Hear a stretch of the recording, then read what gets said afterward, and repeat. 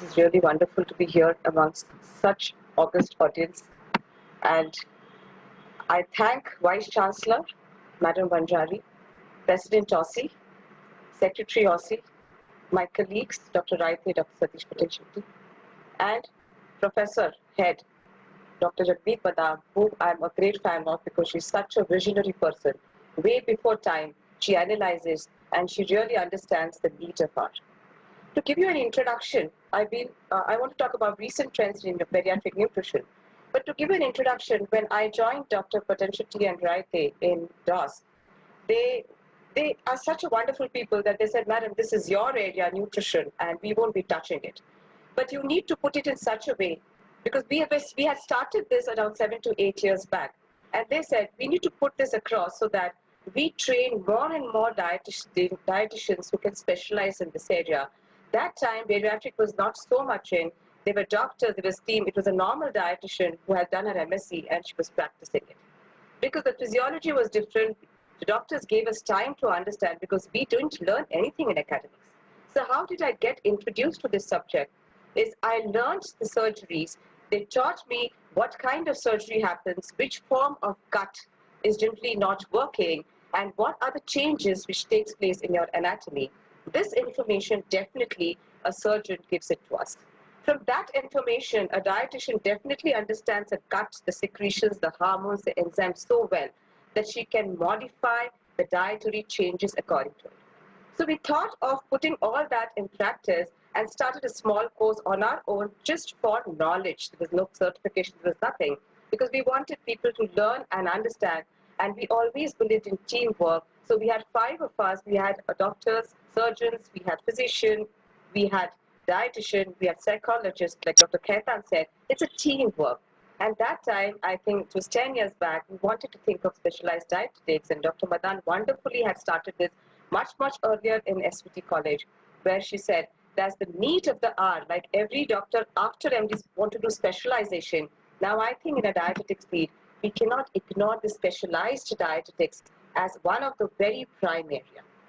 And as we're starting with this course, definitely, when we want to integrate within academia, it's so difficult to understand because we are practicing people. We day to day see patients, analyze it, we understand the surgery, we practice it, we face the challenges of patients, of their intake, post-operative care, pre-operative, and we want to understand this much better. We will understand it much better because we are actually applying it on a day-to-day basis. Because it's not easy. If you see a bariatric surgery, there's a lot of anatomical changes. As Dr. Khaitan mentioned, it's calorie restriction. It is the amount of food which you can eat less in this surgery, post-surgery. But the nature of food, the choice of food, patient challenges, psychological behavior, the changes in the body, very well understood by a dietitian. Because it is not only calorie strength nowadays, because calories anyway will be less post-operatively. You cannot make patient eat more. Maybe he can eat after some time. But how to maximize the nutrition and that particular calories is what we were thinking of. And when we dealt with an academia, and when Dr. Madan called us, it was surprised to know. For us, it was easy to formulate a course because we just knew what to put in as we were practicing it. But they were a series because UGC norms, and as Madam Vice Chancellor had already said, with the new NEP guidelines, you get a structure to this process. Otherwise, you really don't know that what you're trying to work on is right or wrong in a practicing setup. When these two blends came up, a practicing setup and an academia together, I think we were not near to understand the holistic approach, and we included another aspect to the bariatric nutrition, which is from one step ahead of personalized nutrition, which is precision nutrition.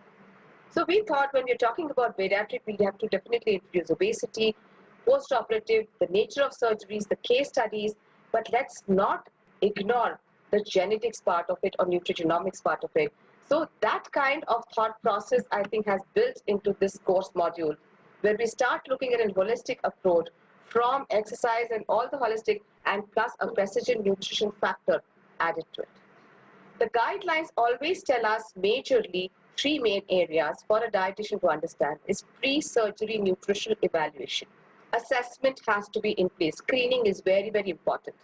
As we go ahead, every time there are changes happening, in the screening form, in the application form, the studies and the research tells us what to apply. As doctor said, that unlearning is very important. What we had 6 years back in the course is not there now because there's a lot of unlearning and new things have been added. Again, I should say this is a teamwork. Only dietitian, only surgeon cannot do it. If they tell us what new techniques have been formulated in the surgery, it is easy for us to work on the researchers and then we complement it that way. So pre-surgery evaluation, pre-surgery diet and supplementation pre-surgery, what are the guidelines?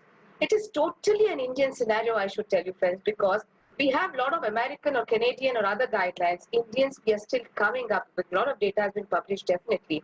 But now I think with this academia and the practicing people coming together and sharing the norms as per the international regulations, that when we say that, okay, it is a pre-surgery first, we look at, then we look at the nutrition care process in post-surgery, lot of challenges post-operatively. So we talk about the behavior pattern, we talk about nutrition therapies, we talk about GI challenges, muscle fat ratio, so much to talk about in the post-surgery progression, and then a regular follow-up to maintain the lost weight is what is needed. And that is why I think the blend of all this, we try to put more of applied knowledge into this course. It's a teamwork of academia and practicing people coming together, and where we thought that the technical aspect of surgical procedures is very important. Then we thought of the nutrition care total process of bariatric surgery, pre, during, peri, and the post-operative. Post-operative challenges, management of bariatric surgeries. Now, all this is there in the theory. What is different in this course, friends? The difference is every challenge has been formulated with a case study as an example.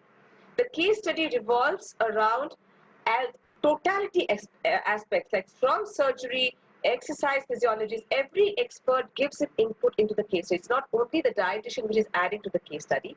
It is a team, the holistic team which is working on the case adds onto it. So I think the case study application, the 1 unit of 8 to 10 case study application after doing the nutrition care process of bariatric surgery is what is standing out. As I said, it's an Indian flavor added to the cases. We have invited all the pediatric nutrition experts pan-India. We've decided to talk on webinars with each of the nutrition experts, their challenges they face with it, and the students or the participants can definitely work along with us. So what's important to understand is bariatric nutrition code theoretically is very easy to understand because it is guidelines. It is just giving so much of micronutrients, so much of macronutrients, calorie cannot be paid, behavior modification, everything in the theory perfect. But when it comes to application, my dietitian friends would agree with me that you just don't handle post-operative. You handle GI stress, you handle if there's a renal failure, you handle if there's a pregnancy. So in such a scenario, how do you plan a diet? That is what is the most challenging part of a dietitian when it comes to a case scenario. And I think that a wonderful job has been done because we are teaming up with Academia and the Pan-India practicing dietitian to help us understand how best can we treat the patient through discussions, through webinars, and through case studies. So I think, yes, thank you, Dr. Madan, for giving us an opportunity because there is so much of a role for the registered dietitian, for a bariatric nutritionist to be in the team. And she is basically the leader of the team, I should say, because I've been working in this session and till now we've heard the surgeons telling that our job won't be successful unless we have a very good team of a dietitian with us. So for a good team, we need to have a knowledge and education with knowledge application.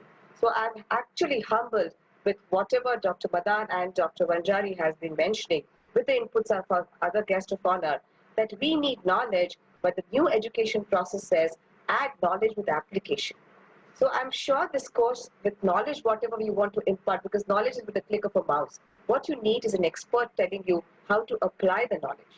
So the tools which are available, which we can work on, which we're already working on. I may be working on some screenings, other nutrition experts in bariatric will be working on some other screening. We would like to come together, Pan-India, and work on a module where we actually deliberate and see what best suits our patients.